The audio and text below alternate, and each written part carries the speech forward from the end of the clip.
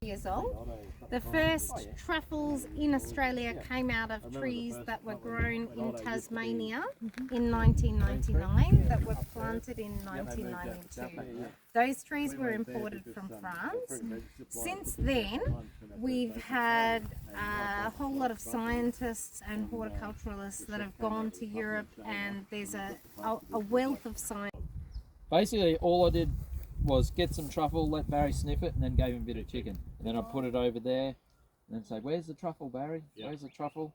And that's how I'm training the other two. And the other two are coming along quite well. Barry's already been hunting like about 2 hours ago, but he's pretty good. Like he doesn't get really excited, as you can see. But he's happy. He'll just plod around, but he'll do it for about, you know, a good hour. But I found it's quite easy to train any dog really to do it, but a dog that's happy to do it for an hour straight is that's what makes it a good dog. So we'll be coming up to turning 9 now, so it's a bit of a risk only having one dog. Like you can buy a trained truffle dog from one guy, but I don't know what it is now. It was 20 grand for a trained dog. In 2019. And that was, like 6 years ago, so it's probably more than that now. Anyway, we'll see what Barry can find.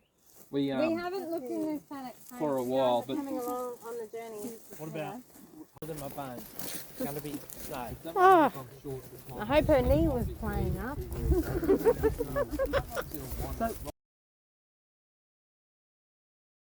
Is there any more?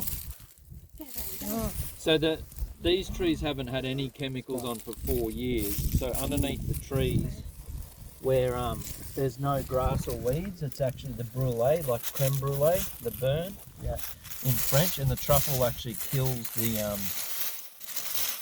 the competing grass and the weeds, which is really cool. So you know when you're producing at least the spores, when all your grass starts dying. But see how you got a little green weed here, or green grass. It definitely smells. Often that's where there's a truffle rotting. It lets it, so it lets it grow for some reason when the truffles break down.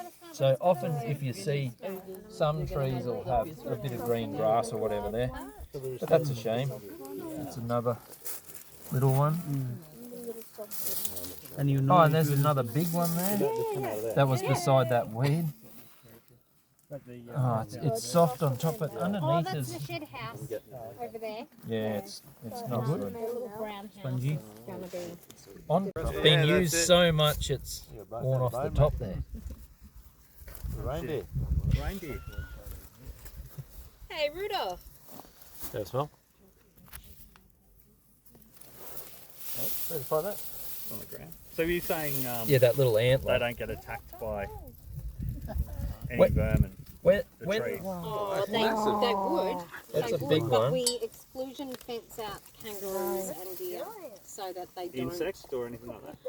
Yeah, they will get an infestation of worms. So that's a good size one, but various there's different definitely little some of it is no creatures. good on the top there. That's But why I kind of think if I had my time over again, I'd go 100% French oak, which is what we've done, over English oak, because English oak is a deciduous tree. It drops unfortunately, all that leaf litter and all it that part, provides there's a the beetle home in there. for all of those little parasites. And See, all of that stuff's no good. Yeah. So could you potentially... And then, this bottom part's not nugget, quite something like right, grass nuts. unfortunately. See, that colour there is really good. That's good. We don't need to because these trees And that don't smells take better there too. Yeah, But, I thought you were saying that the so we leaves wouldn't sell this to keep anybody. those bugs. But Yeah, if they do. there's a They small get amount that in we a can French oak use, part, in like, a English we oak, might sorry. make it into butter for ourselves. So we don't have leaf. But yeah, all So that's they're no not good. getting We don't. those. Which I is thought very you were saying the sad. other way round. Yeah, Okay. sorry. Yeah, no. There was a But we'll Yeah, no. Yeah. And an English oak is it does. It looks fun. And I have an issue with those growers that do cut. They're still trying to make, they're just trying to make the money on Yeah. the product that they've got.